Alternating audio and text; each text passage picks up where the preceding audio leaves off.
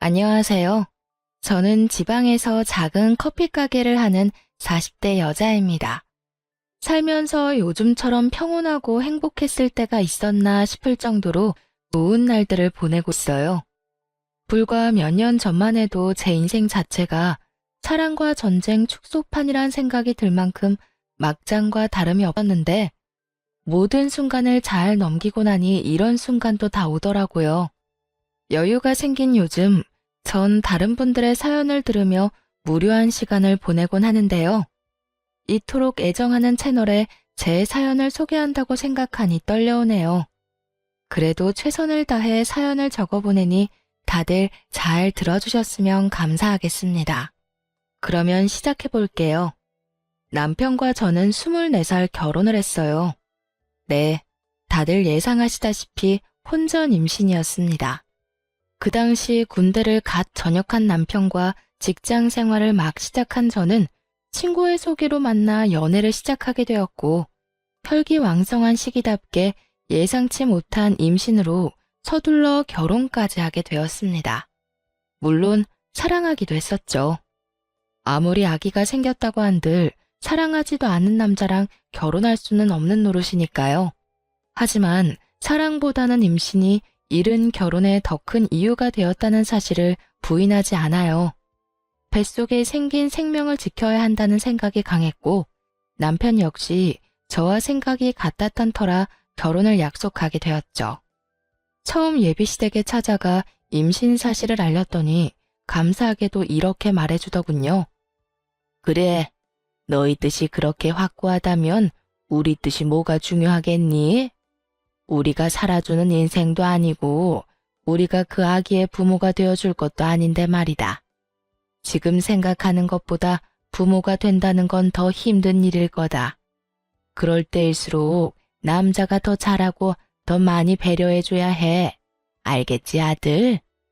그럼 내가 얼마나 잘하는데. 엄마는 그런 걱정은 하지도 마. 앞으로 이 엄마가 두고 볼 거야. 네 첫눈에 눈물 나게 하면 이 엄마가 가만 안 둘 거니까 그런 줄 알아. 아가, 우리 집에 와줘서 고맙다. 앞으로 모자란 내 아들 잘 부탁한다. 시댁에선 저희의 결혼을 응원해 주셨고 다행스럽게도 저희 부모님 역시 저희 뜻을 받아들여 주셨어요. 그렇게 결혼을 하게 된 저흰 어느새 20년 남짓한 시간이 흘러 20살의 아들을 둔 40대 중반 젊은 엄마 아빠가 되었습니다. 저희는 결혼을 하는 순간부터 시댁과 친정 모두 가까운 곳에 살고 있었어요.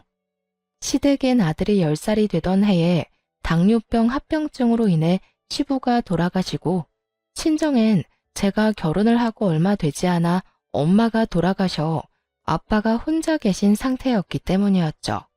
처음엔 그냥 얻다 보니 가깝게 얻은 것이었는데 살면서 상황이 그렇게 되다 보니 당연스럽게 가까운 곳에 살게 되었던 것이었어요. 시댁엔 시누이가 있긴 했지만 남편이 불안해했고 저는 외동이었던 터라 시댁 친정 모두 가깝게 있는 것은 저희 두 사람에겐 여러모로 옳은 결정이었죠. 워낙 어린 나이에 한 결혼이라 그런지 신혼 때는 정말 하루가 멀다 하고 싸웠던 기억이 있어요. 저는 저대로 임신을 한 상태라 인생 최고의 예민한 시기를 보내고 있었고 남편은 남편대로 가장이 될 준비가 되지 않은 상태에서 가장 노릇을 하느라 힘이 드는 시기였죠. 임신이라는 이유가 있기도 했지만 그만큼 남편을 많이 사랑했기에 한 결혼이었는데 초반부터 사소한 것들로 다툼이 잦아지니 너무 힘이 들더라고요. 혼자 마음을 다스리고 인내하기엔 저 역시 어렸기에 참 외롭기도 하고 힘들기도 했어요. 그럴 때마다 저를 위로해주고 보듬어줬던 건 다름 아닌 시모였어요. 아가, 요즘 많이 힘들지? 네? 아니에요. 제가 뭐가 힘들어요. 집에서 쉬고 있는데요. 임신한 애가 쉬어도 그게 쉬는 거니? 몸 한번 움직이는 것도 쉽지 않고 먹는 걸 하나 마음대로 마음 편히 먹을 수가 있냐? 스트레스 받는다고 술 한 잔을 먹을 수나 있나? 한창 놀기 좋아하는 나이에 집구석에 처박혀서 그러고 있지 않니? 말은 안 해도 너 힘든 거 다 안다. 어머님, 전 괜찮아요. 그렇지 않아도 감정선이 뒤죽박죽 하던 터라 시모의 말에 울컥하며 갑자기 눈물이 왈칵 쏟아져 내리더군요. 저의 눈에선 괜찮다는 말과는 달리 눈물이 계속해서 쏟아져 내렸고 그런 저를 어머님이 꽉 안아주시더라고요. 그래, 그래. 내가 네 맘 다 안다. 나도 네 남편 어릴 때 낳아 키웠어. 엄마가 어리면 그만큼 좋은 점도 있지만 좋은 만큼 엄마가 희생해야 하는 부분도 크단다. 그래서 너희가 임신했다는 사실을 알려왔을 때 고민스럽기도 했어. 세인이가 너무 많은 희생을 해야 하는 현실을 알고 있었으니까. 그런데 세이야, 이 시기가 지나고 아기가 태어나면 이 고생들과 희생들을 다 보답받을 수 있는 날이 분명 온단다. 그날이 오기 전까진 내가 너에게 힘이 되어줄 테니 힘든 일이 있으면 언제든 내게 말하거라.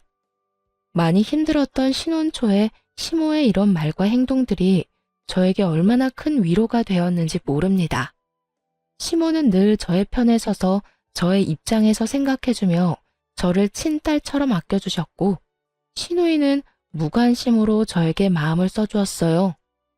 언니, 내가 언니한테 관심이 없는 게 아니라 제가 괜히 언니 생각한답시고 나서는 게 언니한테는 스트레스일 수도 있을 것 같아서 가만히 있는 거예요.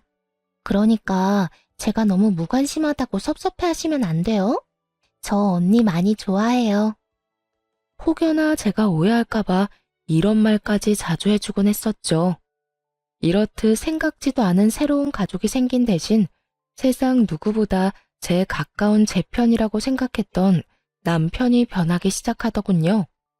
처음엔 준비되지 않은 가장 노릇을 한다고 아기를 출산하고 난 후엔 일하고 돌아와 피곤하다는 핑계로 저와 아들을 멀리 하더라고요. 그때 처음 저희 부부에게 고비가 왔던 것 같아요. 저는 그때 그 핏덩이 아들을 데리고 이혼까지 해야 하나 진지하게 고민을 하기도 했으니까요. 이런 저의 마음을 어떻게 아셨는지 시모가 저희 부부를 부르더니 그 자리에서 아주 호되게 남편에게 잡아댔었죠. 이놈아, 너 돈 버는 게 유세야? 그까짓 돈 얼마나 번다고 그딴 되지도 않은 유세질에 뻑하면 짜증이나 내고. 내가 뭘, 나 유세 부린 적도 없고 집사람한테 짜증낸 적도 없어. 어디서 거짓말이야? 너 내 앞에서도 네 마누라 홀대하면서 짜증낸 적이 한두 번인 줄 알아? 혹시 너 그런 자각도 못하고 짜증냈던 거야? 아니, 그게 아니라. 엄마, 내 말 좀 들어봐. 듣긴 뭘 들어? 안 봐도 비디오지. 너 이러려고 세이 임신시키고 결혼한다고 난리 부렸던 거야? 그 꽃다운 나이에 너 하나 믿고 애엄마가 된 세이를 이딴 식으로 대하려고? 내가 널 이딴 식으로 키웠어? 어디 꼴 같지도 않게. 네가 뭔데 남의 집 귀한 딸을 무시하고 홀대하는 짓거리를 하는 거야? 너 그딴 식으로 굴 거면 당장 세희랑 이혼하고 우리 집에 발걸음도 하지 말거라. 나는 너 같은 자식 필요 없다. 세희 역시 너 같은 인간 쓰레기 남편은 없는 게 더 나을 거니 그딴 식으로 굴 거면 이혼해. 이혼이라는 말이 시모의 입에서 나올 것이라 전혀 상상하지도 못한 남편은 많이 당황한 듯 아무 말이나 하기 시작하더군요. 엄마, 아무리 그래도 이혼이라니. 우리 아들 아직 돌도 안 됐어. 내 아들 엄마 없는 애로 키우란 말이야. 그리고 나 세희 없으면 못 살아. 내가 세희 없이 어떻게 살아? 아들과 저를 앞세워 이혼만은 피해보고자 노력했지만 시모는 그런 남편을 보며 더욱 단호하게 나오더군요. 그런 녀석이 그딴 식으로 굴었어? 그리고 너 아주 큰 착각을 하는가 본데 내 손주를 왜 네가 키워? 당연히 세희가 키워야지. 네가 지금 아들을 키울 자격이 있다고 생각해? 엄마! 양심이 좀 있어라 이 녀석아. 네가 네 아들 똥기저귀를 한번 갈아줘 봤어? 분유 한번 타줘 보기를 했어? 하물며 아들 한번 씻겨보기는 했어? 아무것도 안 하고 그저 눈으로 입으로 아들 타령만 한 녀석이 무슨 자격이 있다고 양육자 노릇을 하겠다는 거야? 엄마, 왜 이래 진짜? 여보, 가만히 있지 말고 엄마 좀 말려봐. 당신 나랑 이혼할 수 있어? 나 없이 살 수 있냐고. 갑작스런 상황 전개에 저 역시 황당해하고 있는데 그 찰나의 순간 시모가 저를 향해 재빠르게 윙크를 날리더군요. 그 순간 시모의 깊은 뜻이 이해가 되더라고요. 어머님, 이 사람도 많이 반성하고 있는 것 같은데 한 번만 용서해 주세요. 저 역시 이 사람이 밉지 않은 건 아니지만 아직 저 이 사람 사랑해요. 이 사람이 변하지 않는다면 어머님 말씀대로 이혼하는 게 맞겠지만 오늘 이 사람도 반성 많이 한 것 같고 이혼은 앞으로 이 사람 하는 거 보고 결정해도 늦지 않을 것 같아요. 그러니까 이혼 말씀은 거둬주세요, 어머님. 제가 이렇게 말하자 남편은 감격했다는 눈빛으로 제 손을 꽉 잡더군요. 그런 저희의 모습을 본 시모는 하는 수 없다는 투로 이렇게 말했어요. 세희 네 뜻이 그렇다면 어쩔 수 없지. 이 녀석아, 네 마누라한테 잘해. 나 같으면 당장 이혼했어. 너 같은 녀석 뭐가 좋다고 또 기회를 주라는 건지. 네 복 네가 차는 짓거리 하지 말고 있을 때 잘하란 말이야. 여보, 내가 미안해. 이런 상황이 되니까 내가 얼마나 잘못했었는지 알겠더라. 넌 정말 당신이 이혼하자고 하면 어떻게 해야 하나 무섭기까지 하더라니까. 내가 잘할 테니까 지켜봐줘. 정말이야. 남편은 시모의 계획대로 깊은 반성을 한 듯 했고 결혼하고 처음 맞이한 고비를 잘 넘길 수 있었습니다. 그 후 남편의 언행은 정말 거짓말처럼 변해가더군요. 우선 집으로 돌아오면 저에게 애정 표현을 아끼지 않았고 아들을 대하는 말투와 태도, 심지어 눈빛까지 다정하게 변하더라고요. 여보, 나 왔어. 오늘도 많이 힘들었지? 힘들기는 괜찮아. 당신은? 당신은 괜찮았어? 나야 당신에 비하면 누워서 떡 먹기지. 나는 말이라도 통하는 사람들하고 일하잖아. 당신은 하루 종일 말도 못하는 애랑 집에서 에휴, 많이 답답하지? 내가 얼른 씻고 와서 밥 차려줄게. 조금만 기다려. 으이구, 이미 다 차려놨으니까 얼른 씻고 오세요. 에이, 내가 차려준다고 기다리라니까. 내일은 아무것도 하지 말고 기다려. 이렇듯 남편은 전혀 다른 사람이 되었어요. 그런 남편을 보며 저 역시 노력을 했고 때론 아들 둘 키운다는 마음으로 작은 일에도 남편을 지켜 세워주며 두 남자를 잘 보살폈죠. 물론 그렇게 서로가 노력한다고 한들 하루아침에 부부싸움이 없어지진 않았지만 이혼을 논할 정도의 심각한 부부싸움은 한 적이 없었습니다. 그렇게 세월은 흘러 아들이 20살이 되어 대학을 보내고 이제야 한숨 돌리고 제 인생을 사나 싶었더니 갑작스럽게 시모가 뇌출혈로 쓰러지게 되었어요.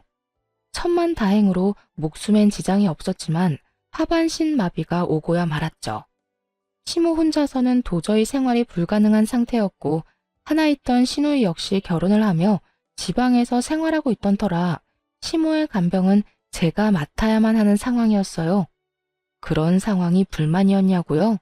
천만에요. 시모는 저에게 있어 정말 친정엄마와 같은 존재였고 그랬기에 전 당연하다는 마음으로 저희 집으로 시모를 모시고 왔습니다. 조금의 고민도 하지 않고 시모를 모시고 오는 저를 보며 남편 역시 처음엔 고마워했죠.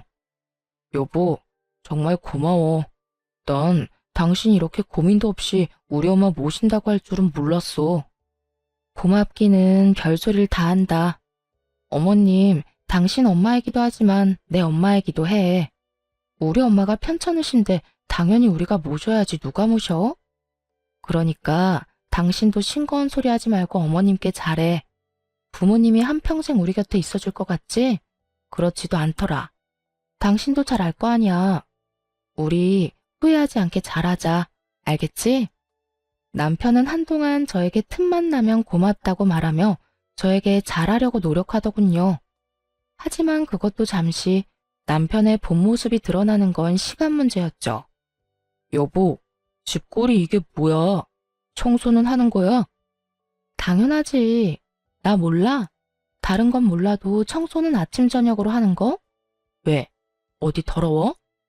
콕 집어서 어디가 더럽다는 게 아니라 전체적으로 먼지가 너무 많잖아. 집에만 오면 숨 쉬는 게 답답한 게 목도 칼칼하고. 하여튼 요즘 집에만 왔다 하면 이상하게 아픈 것 같다고. 아프기는 무슨? 그런 사람이 인생 최대 몸무게를 찢고 있냐? 솔직히 말해봐. 무슨 일 있지? 그래서 이렇게 예민한 거지? 무슨 일은 무슨. 정말 먼지가 많다니까. 잔말 말고 집 대청소나 좀 해. 집이 깨끗해야 들어올 맛이 나지. 청소만큼은 자신 있는 저였는데 그런 저에게 청소로 트집을 잡으니 이상하다 싶더군요. 청결에 그렇게 예민하지도 않은 사람이 말이죠. 거기에다 출장이다 뭐다 갖은 핑계를 대며 외박을 하는 날도 생겨나더군요. 여보, 나 출장 가. 간단하게 짐 좀 챙겨줘. 출장? 또 출장이야? 이때껏 출장이라고는 없더니 요즘 출장이 잦네? 그만큼 당신 남편이 회사에서 인정받고 있다는 뜻이잖아. 중요한 출장을 아무나 보낼 수가 있어? 다 내 능력이 출중하니까 날 믿고 다녀오라는 거야. 그러니까 당신도 잔말 말고 짐이나 제대로 싸줘. 알겠다, 알겠어. 며칠이나 걸려? 2박 3일. 이번엔 가서 그 지역 거래처는 다 돌고 오라고 해서 이틀은 걸릴 것 같아. 알겠어. 말은 알겠다고 했지만 그 말을 다 믿진 않았던 것 같아요. 갑자기 변해버린 남편과 그와 동시에 잦아지는 출장. 아무리 눈치가 없는 사람이라도 무언가 석연치 않은 일이 벌어지고 있다는 걸 알아채지 않겠어요? 저 역시 무언가 석연치 않다 싶긴 했지만 시모를 신경 쓰느라 애써 모른 척하며 남편을 믿으려 노력했던 것 같아요. 지금 생각하면 참 바보 같지만 그땐 그게 최선이라고 생각했어요. 그러면서도 설마 내 남편이 다른 건 몰라도 바람은 피울 리가 없다고 그저 머리도 복잡하고 집에 와봤자 제대로 쉬지도 못하니 며칠 바람이라도 쐬러 가는 모양이다 하고 생각하기도 했었고요. 이런 남편의 변화를 시모가 눈치채지 못할 리 없었고 어느 날은 시모가 남편을 불러 앉혀놓고 한 소리 할 심상으로 남편을 불렀어요. 아범, 여기 와서 좀 앉아보거라. 왜요?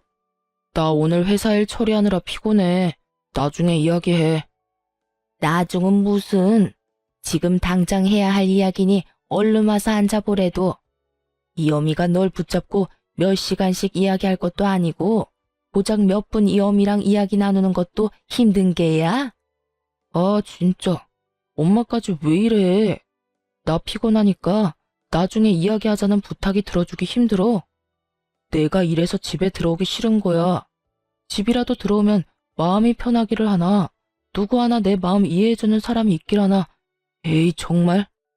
남편은 갖은 성질을 부리더니 그대로 시모의 말을 무시한 채 집을 나가버리더군요. 그런 남편의 태도에 시모는 큰 실망을 느낀 듯했고 저 역시 그런 남편에게 그 어떤 기대조차 가지지 않게 되었습니다. 부모에게 저딴 식으로 하는 인간에게 기대를 가져봤자 시간 낭비겠다 싶었으니까요.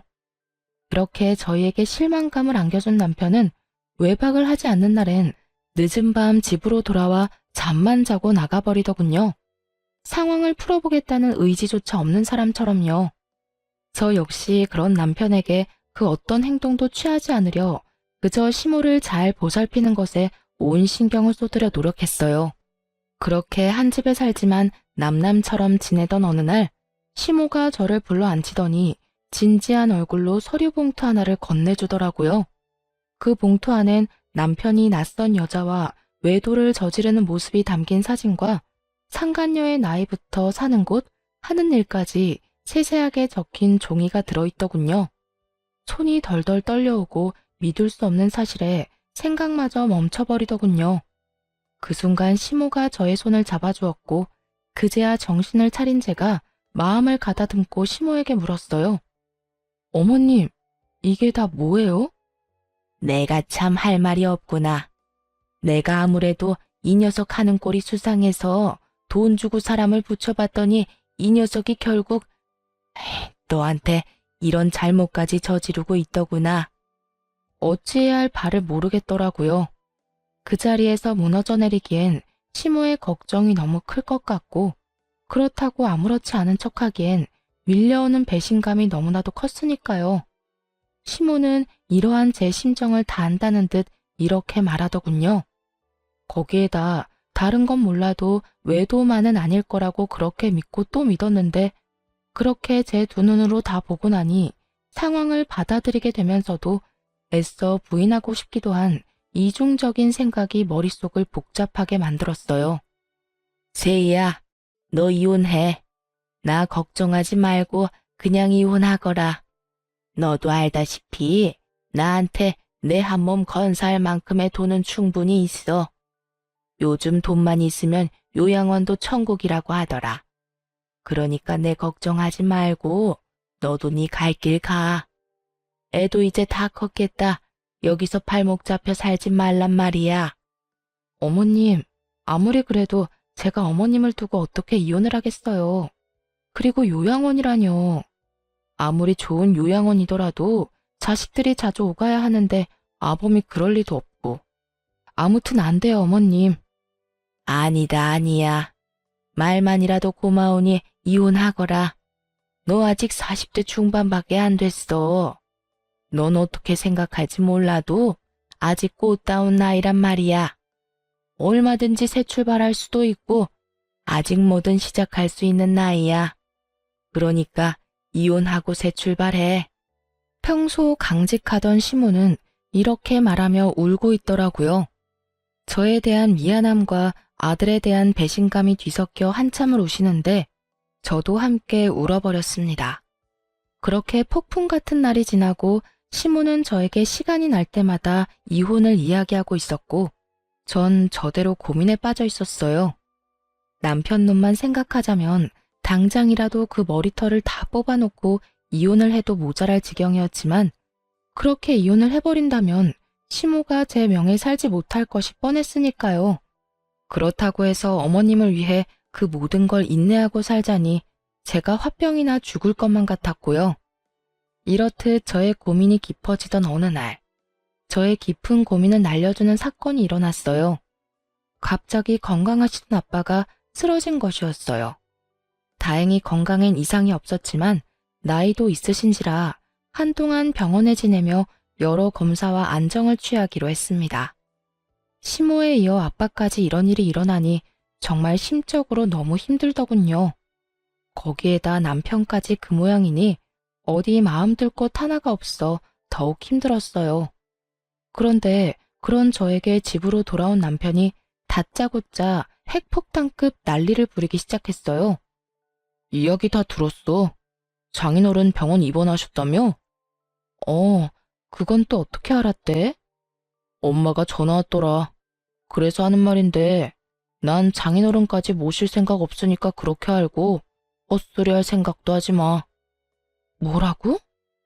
난 장인어른까지 모시고 살 생각 없다고. 우리 집이 요양원도 아니고 아픈 사람은 우리 엄마 한 명만으로도 버거워. 그러니까 장인어른 쓰러졌다는 핑계로 우리 집에 모시고 올 생각은 하지도 말라고. 난 두 노인애들 책임질 생각 따윈 없으니까.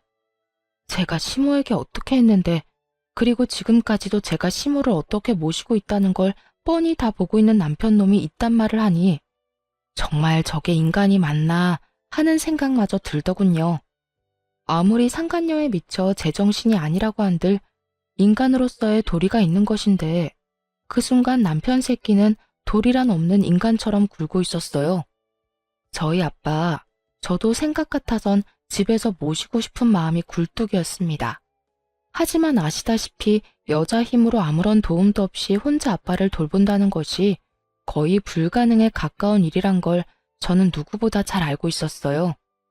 그랬기에 슬프고 죄송하지만 애초에 집에서 모시는 것이 아닌 필요할 시에 따라 병원 신세를 져야만 한다고 각오도 하고 있었고요.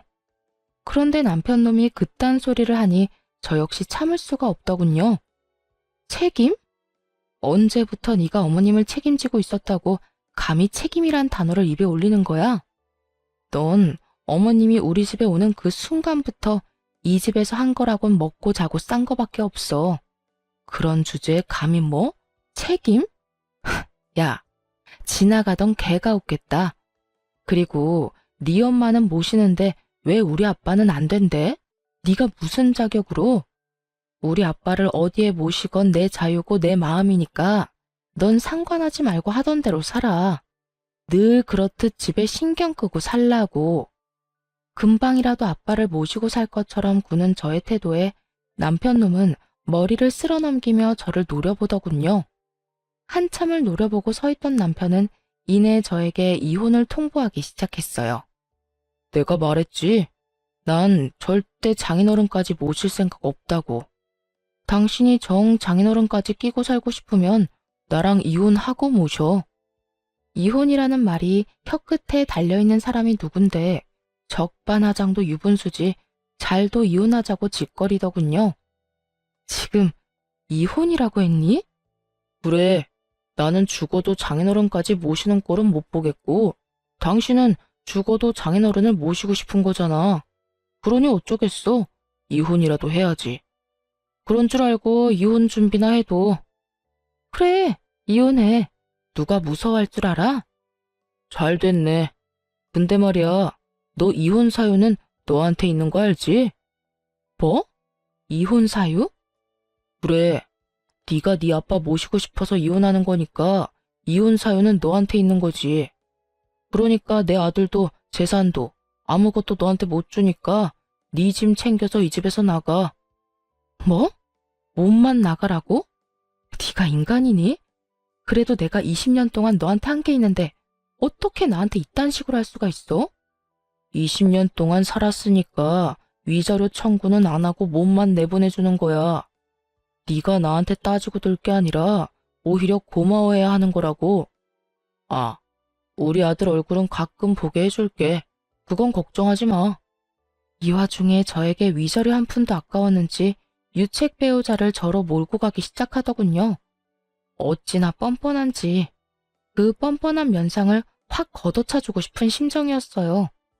거기에다 외도까지 저지르고 있는 주제에 감히 아들까지 입에 올리다니. 저의 전투 의지가 활활 불타오르는 것이 다 느껴지더군요. 아, 그래. 이런 말이 있지. 길고 짧은 건 대봐야 한다고. 두고 보자. 재산은 누구한테 더 많이 주어질지, 우리 아들은 누가 데리고 가게 될지. 거기에다 위자료는 누가 누구한테 주게 될지 말이야. 뭘 상상하든 그 이상을 겪게 될 테니까. 제가 모든 사실을 알고 있다는 사실을 꿈에도 알지 못하는 남편놈은 재수없게 실실 비웃으며 이렇게 말하더군요. 마지막 발악을 해보시겠다. 오, 그래. 다 해봐. 참고로 변호사 비용 만만치 않다. 괜한 오기로 아까운 돈 쓰지 말라고 미리 이야기해주는 거니까 새겨들으라고. 내 걱정 말고 네 걱정이나 해. 그리고 이 집은 이혼하기 전까진 내가 지낼게. 그 정도는 해줄 수 있지? 그래, 그 정도는 양보해줄게. 어차피 엄마 병원 알아볼 동안엔 엄마 병수발 들 사람이 필요하기도 하고 너도 이 집하고 엄마한테 인사는 해야 할 테니까. 그럼 법원에서 보자. 남편은 의기양양한 태도로 집을 나갔고 도끼를 가득 품은 채 이혼을 준비하게 되었습니다. 우선 전 남편에게 위자료 청구를 함과 동시에 상간녀 소송까지 걸어버렸고 모든 사실을 한 남편에게서 전화가 왔더라고요. 너 미쳤어? 조용히 이혼하자고 했더니 위자료 청구에 상간녀 소송까지 걸어? 네가 감히 누구한테 상간녀 소송을 걸어? 미안함이라곤 전혀 느껴지지 않는 남편의 말을 들으며 아들의 아빠고 나발이고 철저하게 완벽한 복수를 해줘야겠다는 생각만 들더군요. 그런 생각이 들자 남편에게 참 고맙더라고요. 사실 아이의 아빠기도 하고 그간 살았던 세월이 있어서 그런지 이렇게까지 해서 나에게 남는 게 뭘까 하는 생각도 들곤 했었거든요. 그런데 이렇게까지 인간 쓰레기적인 면모를 아낌없이 보여줘 제 마음을 가볍게 해주었으니까요. 감이라니. 이럴 땐 감이가 아니라 당연하다고 하는 거야. 남편이 웬 젊은 여자랑 바람 피우고 있는데 당연하게 상간녀 소송 정도는 걸어줘야 하지 않겠어? 네가 이런다고 달라지는 게 뭔데? 뭐, 그까지 돈? 그것 때문이야? 고작 돈 때문에? 고작 돈 때문이겠니? 내가 그렇게 돈에 미친 여자는 아니란 걸 잘 알잖아. 내가 상간녀 소송까지 하는 이유는 당연히 해야 하는 일이기야 하는 거야.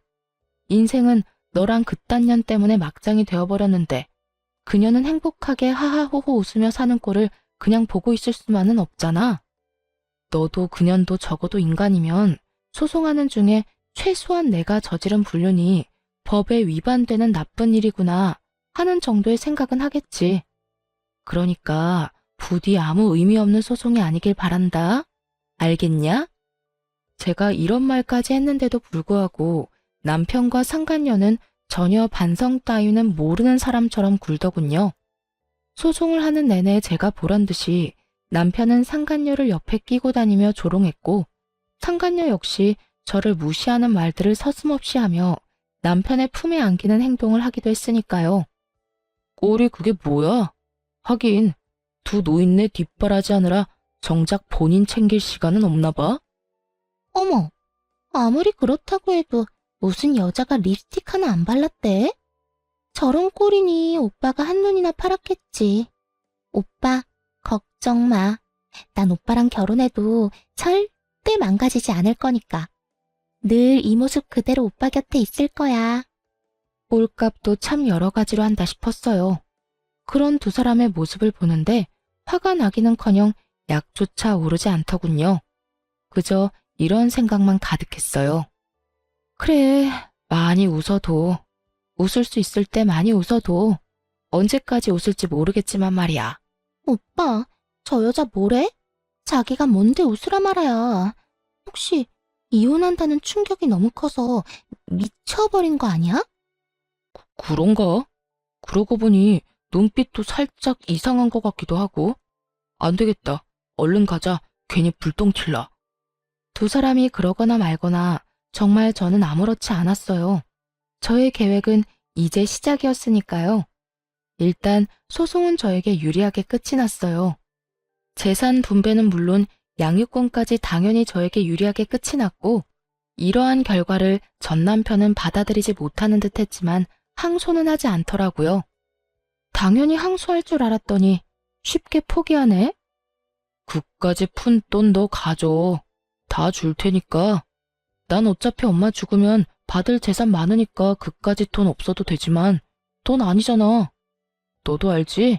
우리 엄마 깔고 앉은 돈 많은 거. 말이야 바른 말이라고.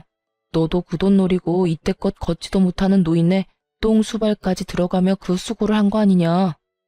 그런데 어쩌냐? 그 노고가 헛된 고생이 되어버렸네? 그래도 뭐 한 푼도 못 받은 건 아니니까 너무 억울해 말라고. 이제 이혼도 했으니까 앞으로 두 번 다신 보지 말자. 역시는 역시라고. 전 남편은 역시 저와 시모가 예상했듯 당연하다는 듯 시모의 재산을 자신의 재산처럼 여기고 있더군요. 그 꼴을 보고 있는데 어찌나 한심하고도 웃기는지. 그만 참지 못하고 웃음이 터져나와 버렸지 뭐예요. 그도 그럴 것이 시모는 이미 재산 정리를 끝낸 상태였기 때문이었어요. 미안. 당신 말 듣고 있으니까 참을 수가 있어야지.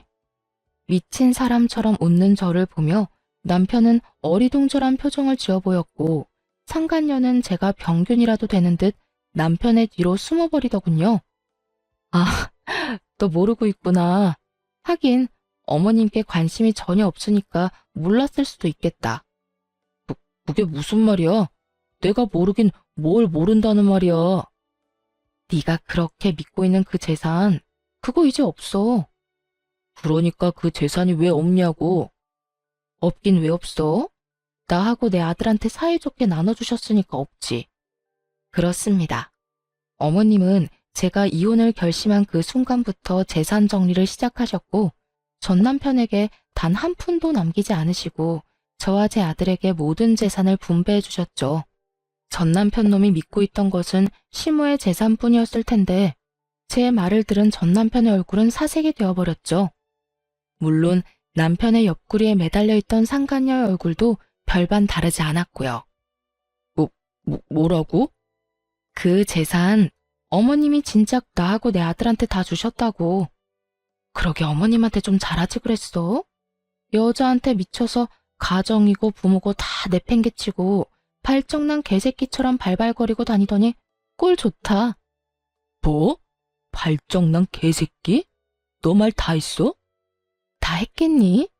너한테 하고 싶은 말 다 하려면 차일 밤낮을 해도 모자랄 지경이야. 그런데 내 할 말 다 해봤자 뭐가 달라지겠니? 인간 말종이 사람이 되기를 하겠어? 반성이란 걸 하기는 하겠어? 너 진짜 말 그따위로밖에 못해? 다 됐고 우리 엄마가 재산을 다 너희한테 줬다니 그게 다 사실이야? 그럴 리가 없잖아. 우리 엄마가 왜? 전 남편은 믿을 수 없다는 듯 저에게 되물어왔고 상간녀는 화가 많이 난 듯 남편을 흔들며 울부짖더군요. 이게 다 무슨 소리야, 오빠? 그러면 오빠가 받을 재산이 하나도 없단 말이야? 이건 오빠 말이랑 달라도 너무 다르잖아. 아니, 다른 정도가 아니라 이건 거의 사기라고. 사기라니. 다른 사람도 아니고 자기가 나한테 어떻게 그런 말까지 해? 그럼 내가 이 상황에 우리 오빠 최고다, 우리 오빠 제일 좋아 하면서 엉덩이라도 두들겨 줄 거라 생각했어? 오빠가 뭐라고 그랬어? 이혼하고 나면 그 노인네 재산은 다 오빠 거라며. 그 돈으로 나 호강시켜준다고 했어, 안 했어? 그랬지. 그랬는데 내가 뭐 엄마가 그럴 줄 알았냐? 나도 몰랐다고. 몰랐다고 하면 다야? 이제 나 어떻게 해? 내 인생 어떻게 책임질 거야? 내 나이가 몇 살인데 상간녀 딱지 붙이고 어떻게 살라고. 이러려고 내가 오빠 만난 줄 알아?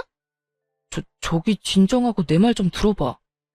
사랑이라고 그렇게 자부하더니 그 대단한 사랑도 돈 앞에선 별 수 없더군요. 제가 있다는 것도 있고 저리 속내를 다 내비치는 꼴을 보니 말이에요. 저기 싸움은 집에 가서 하도록 하고 이제 다 알았으니까 혹여나 어머님 찾아가서 재산 내놓으라 하면서 행패 부릴 생각은 하지도 마. 하긴 찾을 수나 있을지 그것도 의문이다마는. 그건 또 무슨 소리야? 우리 엄마 어디 갔어? 네 엄마를 왜 나한테 찾니? 도대체 네 엄마한테 관심이 있는 거야, 없는 거야? 그거야.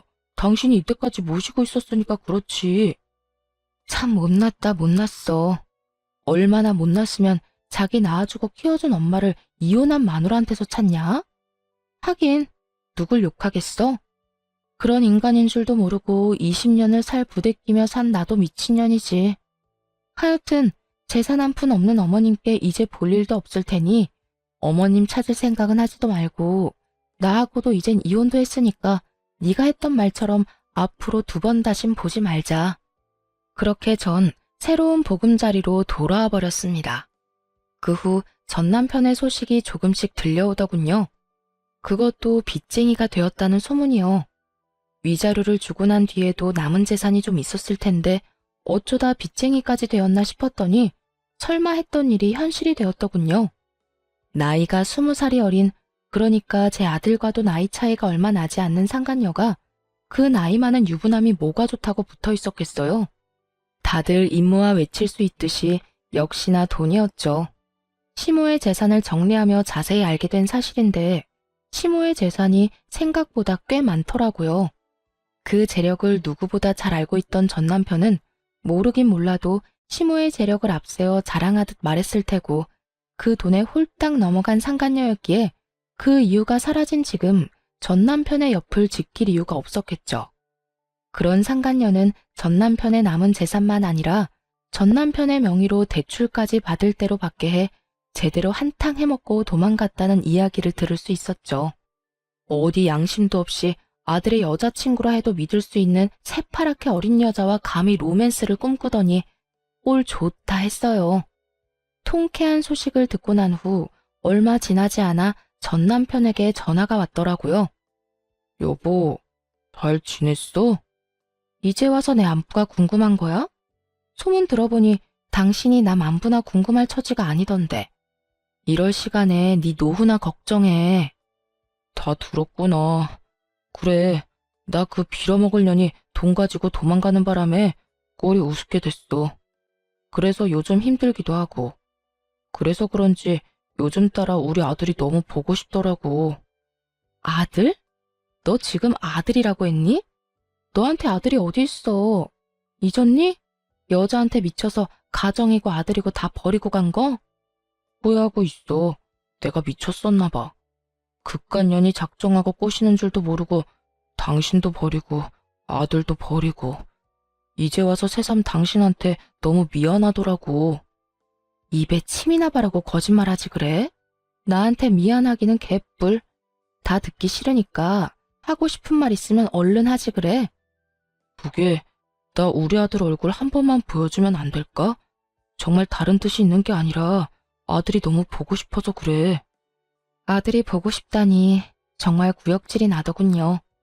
거기에다 다른 뜻이 있는 게 아니라는 걸 보니 다른 뜻이 있음이 뻔히 보였어요. 그건 바로 아들이 물려받은 재산임이 분명했고요. 개소리하고 있다. 다 됐고 내 아들은 너 보기 싫대. 너 죽어도 장례식장에도 갈 생각이 없다고 하더라. 그런 줄 알고 두 번 다시 연락도 하지 말고 우리 앞에 나타날 생각도 하지 마. 알겠어? 여보, 그러지 말고 정 얼굴 보여주는 게 힘들면 정말 이런 말까지 하고 싶지 않았는데 돈 좀 주면 안 될까? 나 정말 돈이 한 푼도 없어서 그래. 그년이 대출까지 있는 대로 받아서 도망가는 바람에 내 월급으로 감당도 안 되고 퇴직금도 진작 다 당겼어서 큰돈 구할 데도 없어. 나 지금 오갈 데도 없어서 찜질방에서 지내. 한 푼도 없긴 찜질방 갈 돈은 있나 보네. 그렇게 야박하게 굴지 마. 그래도 우리가 함께한 세월이 20년이 넘는데 그까지 푼돈 좀 주는 게 힘들어. 당신이 돈이 없는 것도 아니잖아. 재산도 한몫 잘 뜯어갖고 엄마한테 받은 재산도 꽤 될 거 아니야. 20년 세월이 있는데 넌 젊은 여자랑 바람나서 다 버리고 갔어? 자기가 버릴 땐 언제고 이제 와서 20년? 대가 진짜 기가 막힌다. 어쨌든 돈이 차고 넘쳐서 뗄감으로 쓰는 한이 있어도 너 줄 돈은 없으니까 전화 끊어. 그렇게 저는 전화를 끊어버렸고 그 후론 연락이 닿는 일은 없었어요. 저뿐 아니라 아들까지 번호를 바꿔버린 것은 물론이고 집도 다른 지역으로 이사를 해버렸거든요. 그 후론 전 잘 지내고 있습니다. 물론 시모도 함께요. 이혼하고 난 후 시모는 저를 밀어내기 바쁘셨어요. 난 됐으니까 니들끼리 잘 살거라. 너희한테 내 재산 다 준 것도 아니고 나 죽을 때까지 쓸 만큼은 남겨놨어. 이 돈으로 요양원에 들어가든 실버타운을 들어가든 하면 되니 나는 신경 쓸 필요 없어. 어머님, 말이 되는 소리를 하세요. 제가 어머님 두고 어딜 가든 잘 살 거라 생각하세요? 어머님 손주는 또 어떻고요? 어머님 모시고 안 가면 자기도 안 간다고 난리도 그런 난리가 또 없다고요. 그러니까 그만 고집 부리고 따라 나서요. 얘가 왜 이렇게 사람을 못 살게 굴어?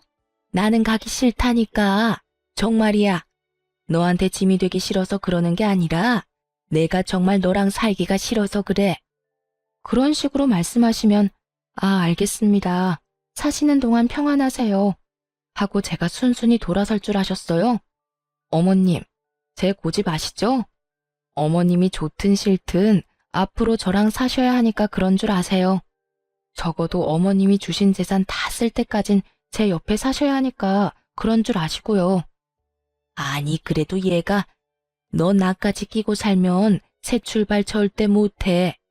너 아직 나이도 40대밖에 안 됐고 아들도 다 키웠겠다. 새 출발해야지.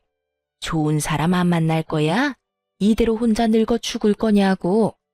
새 출발하는데 꼭 남자가 있어야 해요? 꼭 결혼해야 하냐고요. 저는요 어머님 이제 남자라면 아주 지긋지긋해요. 이제 겨우 아들 다 키워놓고 즐기면서 살 날만 남았는데 또 새로운 남자랑 살면서 그 뒷바라지를 또 하라니. 절대 싫습니다.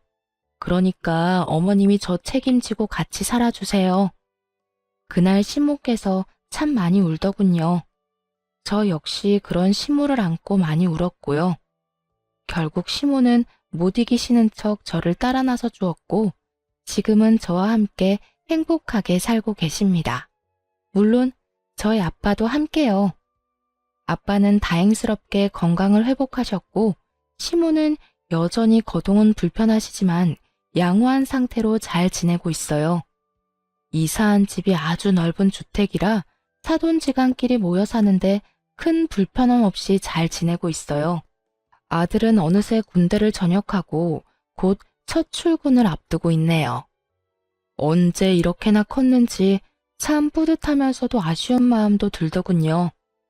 언제까지나 품 안의 자식일 줄 알았는데 어느새 품에서 나가 혼자 살아갈 준비를 하는 아들의 모습을 보니까요.